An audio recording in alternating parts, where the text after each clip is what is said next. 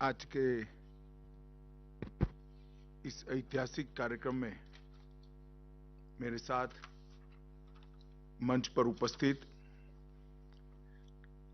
इफ्को के चेयरमैन और मेरे मित्र श्रीमान दिलीप सांघानी जी, मेरे साथी और सहकारिता मंत्रालय के सचिव श्री ज्ञानेश कुमार जी, जिन्होंने इफ्को के दोनों आविष्कार इफ्को नैनो डीएपी लिक्विड और यूरिया, ये दोनों के लिए अथक परिश्रम किया है, ऐसे डॉक्टर यूएस अवस्थी, प्रबंध निदेशक इफ्को के उपाध्यक्ष महोदय, इफ्को के बोर्ड के सभी सदस्यगण और इफ्को परिवार के सभी साथी और इफ्को की जान ऐसे देश भर में फैले हुए किसान भाइयों और बहनों, आप सभी का आज के कार्यक्रम में मैं हृदय से स्वागत करता हूं। मेरे लिए सौभाग्य की बात है कि एक युग परिवर्तनकारी शुरुआत के लिए मुझे इफ्को के अध्यक्ष महोदय ने निमंत्रित किया है। अनेक रूप में आज का कार्यक्रम बहुत महत्वपूर्ण है। एक तो सहकारी समितियां जो बनी है, सफल है, वो अपने तय सांचे से, तय ढांचे से बाहर निकलते हुए अनुसंधान और नए नए क्षेत्रों के में पदार्पण के दृष्टि से आज इफ्को सभी राष्ट्रीय सहकारी समितियों के लिए प्रेरणा का स्रोत बना है। ये अभियान में दूसरा, आज का ये लिक्विड डीएपी नैनो का इफ्को का प्रोडक्ट का लॉन्चिंग, ये फर्टिलाइजर के क्षेत्र में भारत को आत्मनिर्भर बनाने के लिए एक महत्वपूर्ण शुरुआत है। तीसरा, करोड़ों भारतीयों के स्वास्थ्य के साथ केमिकल फर्टिलाइजर युक्त भूमि होने के कारण जो खतरा बन रहा था, आज तरल डीएपी, लिक्विड डीएपी, जो सिर्फ पौधे पर छिड़काव के माध्यम से उत्पादन की गुणवत्ता और क्वांटिटी दोनों को बढ़ाएगा, इससे भूमि संरक्षण, भूमि को फिर से पूर्ववत करने में बहुत बड़ा योगदान मिलेगा। और इसके साथ साथ अगर कोई किसान धीरे से अपनी आय को कम करे बगैर प्राकृतिक खेती की ओर जाना चाहता है, तो इसको 3 साल का गैप चाहिए। 3 साल का गैप अगर वो करता है तो उसका उत्पादन बहुत कम होता है पहले 2 साल में, परंतु वो तरल डीएपी का, तरल यूरिया का उपयोग करे, नीचे केचुए को बढ़ाना शुरू करे और प्राकृतिक खेती की ओर बढ़े, तो चौथे साल उत्पादन को कम करे बगैर वो प्राकृतिक खेती पर निर्भर होकर अपनी भूमि का संरक्षण कर सकता है। क्योंकि प्राकृतिक खेती में बहुत महत्वपूर्ण है कि भूमि के अंदर केमिकल न जाए और केचुओं की मात्रा को बढ़ाएं। जब केचुए बढ़ जाते हैं तो फर्टिलाइजर अपने आप, फर्टिलाइजर का कारखाना अपने खेत के अंदर ही पैदा हो जाता है। और तरल डीएपी और तरल यूरिया के उपयोग से, ये लिक्विड होने के कारण भूमि बहुत कम मात्रा में प्रदूषित होती है, बहुत कम मात्रा में वो केमिकल युक्त होगी, तो बहुत जल्दी से किसान प्राकृतिक खेती की ओर शिफ्ट कर सकता है। मेरा मानना है कि भारत जैसा देश जहां पर 60% आबादी आज भी कृषि और इसके संलग्न व्यवसायों के साथ जुड़ी हुई है, ऐसे देश में एक क्रांतिकारी कदम आने वाले दिनों में भारत की कृषि को बहुत आगे ले जाएगा। न केवल अन्न उत्पादन, फर्टिलाइजर के क्षेत्र में भी भारत को आत्मनिर्भर बनाने के लिए बहुत बड़ा उपलब्ध होगा। अगर हमें एक बड़ी बड़ी हवाई दृष्टि हमारे फर्टिलाइजर क्षेत्र पर डालनी होती है तो मुझे सहकारिता मंत्री नाते गर्व हो इस प्रकार का अचीवमेंट हमारी सहकारी समितियों ने फर्टिलाइजर के क्षेत्र में प्राप्त किया है।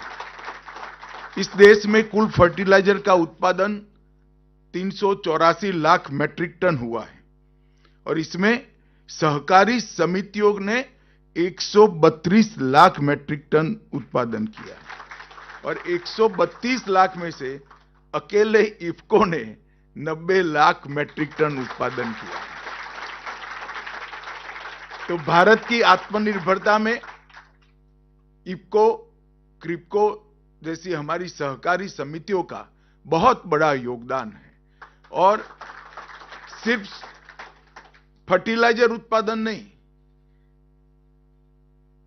मास प्रोडक्शन की जगह मास प्रोडक्शन बाय मासिस, ये जो कोऑपरेटिव का मूल मंत्र है, उत्पादन के अंदर, इसके मुनाफे के अंदर ढेर सारे लोगों की हिस्सेदारी हो, ये जो सहकारिता का मूल मंत्र है, ये मूल मंत्र एक जमाने में 70-80 के दशक के बाद माना जाता था सफल नहीं हो सकता, मगर इफको, क्रिप्को ऐसी कई सहकारी समितियों ने दुग्ध उत्पादन का क्षेत्र हो, फर्टिलाइजर का क्षेत्र हो या मार्केटिंग का क्षेत्र हो, अपने प्रोफेशनलिज्म के साथ साथ, अपने अनुसंधान के साथ साथ और अपनी मार्केटिंग कैपेबिलिटी का परिचय देने के साथ साथ सहकारिता की आत्मा को भी जीवित रखा है और नीचे तक स्पिरिट को रखा है। आज इफको 1 रुपया कमाता है तो इनकम टैक्स बात कर उसके 1 रुपये में से 85 रुपया किसानों के पास सीधा पहुंच जाता है। इससे बड़ा कोऑपरेटिव का कोई उदाहरण नहीं हो सकता मित्रों। और ये एक सक्सेस स्टोरी है विश्व के सामने कि कोऑपरेटिव बेसिस पर इतना बड़ा टर्नओवर, इतना बड़ा मार्केटिंग और अब तरल नैनो डीएपी और तरल नैनो यूरिया आने के बाद विश्व में सबसे पहला आज लिक्विड डीएपी नैनो लोकार्पण हुआ है। इसका यश इफको को जाता है। अनुसंधान के क्षेत्र में भी इफको ने लगभग 20 वर्ष का यहां पर पेटेंट रजिस्टर्ड कर समग्र विश्व में जहां जहां भी ये तरल यूरिया और तरल डीएपी बेचे जाएंगे 20% रॉयल्टी इफको को मिलेंगी। 20 साल तक रॉयल्टी इफको को मिलेगी। ये एक बहुत बड़ा क्रांतिकारी कदम है। आज मैं जब यहां आया हूं तब हमारे देश में मैं सारे किसान भाइयों को जरूर बताना चाहूंगा कि आप लोग तरल यूरिया और तरल डीएपी, लिक्विड यूरिया और लिक्विड डीएपी का उपयोग तो करते हैं। नैनो फर्टिलाइजर को आपने स्वीकार कर लिया है, जिस तरह से यूरिया के नैनो वर्जन का खपत हुआ है, परंतु साथ में घन यूरिया, दानेदार यूरिया भी खेत में डालते हैं। इससे न केवल आपकी भूमि का आप नुकसान करते हैं, आपके क्रॉप का भी नुकसान करते हैं। मेरा आपसे आग्रह है, ये वैज्ञानिक रूप से सिद्ध हुई बात है कि जब आप लिक्विड यूरिया और लिक्विड डीएपी का उपयोग करते हैं तब दानेदार डीएपी और दानेदार यूरिया के उपयोग की आवश्यकता नहीं है। ड्यूअल उपयोग से आप भूमि का भी नुकसान कर रहे हैं, आपके क्रॉप का भी नुकसान कर रहे हैं और अनाज खाने वाले व्यक्ति की सेहत का भी नुकसान कर रहे हैं। तो कृपया एक नया अनुसंधान है। मुझे मालूम है कि आदत बदलने में देर लगती है, मगर मैं मानता हूं कि नई चीज को स्वीकारने की क्षमता अगर किसी में सबसे ज्यादा है तो वो किसान में है। इसलिए जब ये आप लिक्विड डीएपी और लिक्विड यूरिया को एडॉप्ट करें तब दानेदार डीएपी और दानेदार यूरिया को, घन यूरिया को और घन डीएपी को उपयोग न करें। एक बोतल आपके एक बोरे के बराबर है। 45 किलो का बोरा और ये 500 ग्राम की बोतल दोनों बराबर है। वजन से मत तोलिएगा इसको। आपको लगेगा कंधे पर उठाकर लाते हैं और कुर्ते की जेब में डालकर चले जाते हैं, मगर दोनों के गुण एक समान है, उल्टा दो दोरा, ये ज्यादा एडवांस है। तो मेरे किसान भाइयों से करबद्ध निवेदन है कि आप दोनों का उपयोग मत करिए। किसान मित्रों को मैं जरूर कहना चाहूंगा कि हमने इस देश में वैज्ञानिक अनुसंधान करना जरूरी नहीं है। ढेर सारे वैज्ञानिक अनुसंधान हमारे कृषि वैज्ञानिकों ने प्रयोगशालाओं में, लेबोरेटरी में किए हुए हैं, मगर वैज्ञानिक अनुसंधानों को लैब टू लैंड अप्रोच से खेत में पहुंचाने की जरूरत है। और वैज्ञानिक अनुसंधान को लैब टू लैंड अप्रोच से खेत में पहुंचाने में सबसे सफल अगर कोई हुआ है तो मैं निसंक रूप से कहता हूं कि इफ्को की सहकारिता समिति से एक ही साल में यूरिया का 3 संयंत्र को चालू कर दिया गया है और 24 फरवरी 2021 को नैनो यूरिया को भारत सरकार ने मंजूरी दी और हम 23 में खड़े हैं। लगभग 17 करोड़ बोतल पैदा करने का इन्होंने इंफ्रास्ट्रक्चर खड़ा कर दिया। ये जो स्पीड है, ये स्पीड बहुत बड़ी है और अगस्त 21 में इसका पहला मार्केटिंग शुरू हुआ और अगस्त 21 से मार्च 2023 तक लगभग 6.25 करोड़ 6.3 लाख करोड़ बोतल पहुंच चुकी है। इसका मतलब 6.3 करोड़ बोतलों को हम देखें तो 6.3 करोड़ यूरिया की थैलियों की खपत को कम कर दिया गया है। एक मायने में देखें तो हमारे देश में यूरिया की किल्लत है, तो 6.25 करोड़ यूरिया की थैलियों का इंपोर्ट भी कम किया है और हमारा राजस्व इतना बचाया है, फॉरेन करेंसी को इतना बचाया है। ये बहुत बड़ा क्रांतिकारी कदम है और बड़ी सफलता की कहानी है। 2020-21 में यूरिया बैग की खपत 351 लाख मैट्रिक टन थी और 21-22 में 382 लाख मैट्रिक टन आई है। आंकड़े भी बताते हैं कि हमने इसमें सफलता प्राप्त करी है और यूरिया की आयात भी, इंपोर्ट भी 7 लाख मैट्रिक टन 21-22 के साल में कम हुआ है। अब डीएपी की बारी है। डीएपी यूरिया के माध्यम से लगभग 90 लाख मैट्रिक टन घन डीएपी का उपयोग कम करने का लक्ष्य रखा गया है। 18 करोड़ बोतलों का उत्पादन होगा और लगभग 6 से 8 बोरे प्रति एकड़ में प्रयोग होते थे। इसकी जगह अब ये लिक्विड बोतल से ये बोरों की जरूरत नहीं रहेगी। विशेषकर आलू की क्रॉप को बनाने वाले किसान पंजाब, हरियाणा, बंगाल, गुजरात, उत्तर प्रदेश लगभग 8 बोरे प्रति एकड़ डीएपी का चद्दर बिठा देते हैं। उत्पादन तो बढ़ता है मगर आलू खाने वाले का क्या हाल होता है इसका कोई नहीं सोचता। इससे हम इस चीज से बच पाएंगे और उत्पादन में भी वृद्धि होगी। नैनो डीएपी को मैंने ढंग से अवस्थी को पूछा भी था जब मैं झारखंड में मिला तब, तो बहुत अच्छे तरीके से बनाया गया है। 8% नाइट्रोजन, 16% फॉस्फोरस और 50 किलो के पारंपरिक बोरे को एक ही बोतल रिप्लेस कर देगी। इसके ढेर सारे प्रयोग करने के बाद मार्केट में इसको लॉन्च किया गया है। तो बड़ी संतुष्टि की बात है कि किसान जो इफ्को की ब्रांड पर भरोसा करता है, इसके पास उत्पाद जाने के पहले इसकी खेत में और लेबोरेटरी में दोनों जगह पे इतना कड़ा परीक्षण किया गया है कि जो बात आपकी बोतल पे छपी हुई है वो ही बात आपके खेत में आपको जमीन पर उतरती हुई दिखाई पड़ेगी। ये आज तक का बहुत अच्छा एक प्रयोग आज किसानों के सामने लाया गया है। एक बड़ा अंदाज करें तो यूरिया में लगभग 14% की कमी और डीएपी में शुरू में 6%, बाद में 20% की कमी उपयोग की इससे होगी। इससे देश के फॉरेन करेंसी रिजर्व को भी बहुत बड़ा फायदा होगा। पौधों के पोषण में सुधार होगा।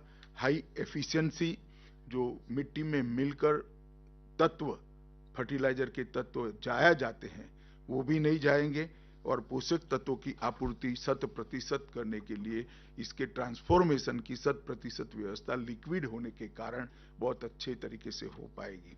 मित्रों, एक प्रकार से देखें तो किसानों के खर्च में भी बहुत फर्क आने वाला है। गेहूं में देखें तो 6% खर्च कम हो सकता है, आलू में 20% और गन्ने में 20%। तो ये बहुत बड़ा सुधार है जो जमीन को भी अच्छी करता है, प्रोडक्ट को भी खाने वाले की हेल्थ की दृष्टि से बहुत अच्छा बनाता है और खर्चा भी कम करता है और सुविधाजनक भी है क्योंकि पूरे एक ट्रैक्टर में जितना यूरिया आ जाता है इतना एक बक्से में किसान कंधे पर डालकर अपने घर पे ले जा सकता है। कोई ट्रैक्टर की जरूरत नहीं। आपकी पैक्स का पूरा यूरिया एक कंधे पर डालकर इफको के टूर से आपके घर चले जाओ तो चेयरमैन साहब को कोई पूछेगा नहीं ट्रैक्टर कहाँ है क्या है। तो पैक्स के चेयरमैनों के लिए बहुत बड़ी सुविधा होने वाली है। मित्रों, आज मैं जब यहाँ आया हूँ, इफको का पूरा बोर्ड ऑफ डायरेक्टर्स भी यहाँ पर है, तब मैं इतना जरूर कहना चाहूंगा कि इफको ने आगे देखने की जरूरत है। सफलता आलस्य की निर्मित के लिए नहीं होती है, सफलता संतुष्टि के लिए नहीं होती है, सफलता और परिश्रम करने की प्रेरणा के लिए होती है और सफलता और आगे कैसे बढ़े इसका आयोजन करने के लिए। और मैं मानता हूं इफको का स्टेज आ गया है। इफको ने अब सहकारिता क्षेत्र में, जब देश के आजादी के अमृत महोत्सव में प्रधानमंत्री जी ने सहकारिता मंत्रालय को नया बनाया है, नए सिरे से सहकारिता के क्षेत्र को हम पुनर्जीवित, सुदृढ़ और डायनेमिक बनाने का प्रयास कर रहे हैं। उस वक्त इफको की बड़ी भूमिका मैं देश के सहकारिता मंत्री के नाते देख रहा हूं। मित्रों, सहकारिता क्षेत्र में अनेक विध परिवर्तन हम लाने जा रहे हैं। सबसे पहला, इसके खाके को अगर मजबूत करना है तो पैक्स को मजबूत करना पड़ेगा। हमने तय किया है कि अगले 5 साल के अंदर देश के 2 लाख पंचायतों में नए पैक्स बनाए जाएंगे, जो पैक्स मल्टी डायमेंशनल होंगे। पैक्स के अंदर ही डेयरी होगी, पैक्स के अंदर ही किसानों को कृषि ऋण देने की व्यवस्था होगी, पैक्स के अंदर ही मछुआरा कोऑपरेटिव होगी, पैक्स के अंदर ही इफको की डीलरशिप होगी, पैक्स के अंदर ही सस्ता अनाज की दुकान होगी, पैक्स के अंदर ही कॉमन सर्विस सेंटर होगा, पैक्स के अंदर ही जल व्यवस्थापन की समिति होगी। ऐसे 32 प्रकार के अलग अलग काम हमने पैक्स के लिए किए हैं, निर्धारित किए हैं और पैक्स के मॉडल बायलॉज राज्यों को भेज दिए हैं। 17 राज्यों ने मॉडल बायलॉज को एडॉप्ट कर दिया है और एनडीबीबी के साथ मिलकर ये डेयरी वाला पैक्स जो मल्टी डायमेंशनल पैक्स है, अभी पैक्स 3 मतलब प्राइमरी सोसाइटी हमारी 3 प्रकार की प्रमुखता है। एक तो विविध उपयोगी होती है, एक मछुआरा की होती है, एक आर्थिक रूप से किसानों को ऋण देने वाली होती है और एक डेयरी होती है। चारों पैक्स एक ही पैक्स में समाहित हो जाएंगे और उसको मल्टी डायमेंशनल बनाएंगे तो पैक्स वायबल भी होंगे, पैक्स की इनकम भी बढ़ेगी और सारी चीजें कोऑपरेटिव के थ्रू होगी। तो अपने आप में कोऑपरेटिव क्षेत्र एक बहुत बड़ा क्षेत्र बनने जा रहा है। आज भी भारत में एक दृष्टि से सर्वे करें तो 80% लोग कोऑपरेटिव से जुड़े हुए हैं और हमें इसको सच अर्थ में बहुआयामी बनाने जा रहे हैं। इफको ने ये पूरी कोऑपरेटिव मूवमेंट को आगे बढ़ाने के लिए अपने अनुभव का, अपनी तजज्ञता का और अब तक सफलता का जो आत्मविश्वास आपने प्राप्त किया है, ये तीनों को कोऑपरेटिव के क्षेत्रों को मजबूत करने के लिए उपयोग करना चाहिए, ऐसा मेरा आप सबसे अनुरोध है। इफको ने डिस्ट्रीब्यूशन नेटवर्क का विस्तार, डिजिटल ट्रांजैक्शन की बढ़ोतरी, उत्पादन पोर्टफोलियो में जैसे अभी आपने किया है, इस प्रकार की डाइवर्सिटी, स्टेबिलिटी पर ध्यान केंद्रित करना, कैपेसिटी बिल्डिंग और R&D, इतने क्षेत्रों में अगर इफको आने वाले 10 साल के अंदर काम करता है तो इफको न केवल फर्टिलाइजर, ढेर सारे क्षेत्र के अंदर हमें देश को कंट्रीब्यूट कर सकता है, किसानों को कंट्रीब्यूट कर सकता है। भारत सरकार ने जो 3 मल्टी स्टेट कोऑपरेटिव सोसाइटी बनाई है, एक जैविक उत्पादन की टेस्टिंग और मार्केटिंग के लिए, एक ही ब्रांड से ऑर्गेनिक फूड्स मार्केट में हम लाएंगे। दूसरा, हमने बनाया है बीज के उत्पादन के लिए रिसर्च डेवलपमेंट और बीज की मार्केटिंग के लिए। ये तीनों हमारी जो बहुराज्यीय सहकारी समितियां है, इफको इसमें इसका पायोनियर इन्वेस्टर है और हम चाहते हैं कि इफको का जो अनुभव है, इसका फायदा ये तीनों समितियों को मिले। आज मैं यहाँ इफको के चेयरमैन श्रीमान दिलीप संघानी जी, वाइस चेयरमैन साहब और अवस्थी जी को बहुत बहुत शुभकामनाएं और साधुवाद देना चाहता हूं।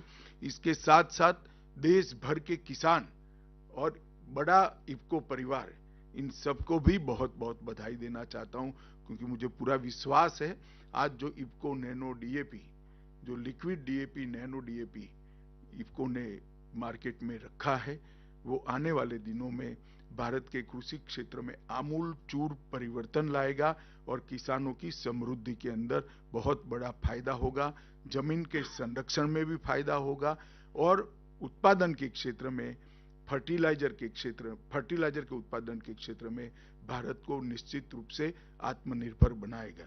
तो आप सभी को बहुत बहुत शुभकामनाएं और साधुवाद देकर मेरी बात को समाप्त करता हूं। वंदे मातरम।